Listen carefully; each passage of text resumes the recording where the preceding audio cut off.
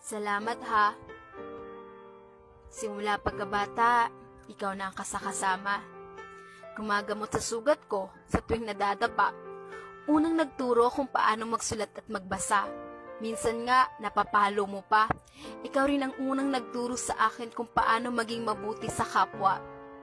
Mama, alam kong pagod ka na. Alam ko rin na minsan umiiyak ka dahil sa problema.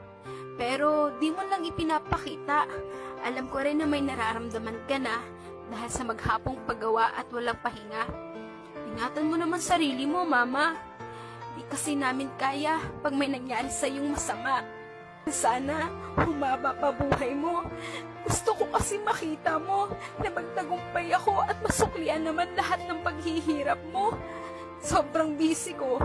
Hindi ko napapansin na mas kailangan mo ng oras ko. Pasensya ka na, Mama.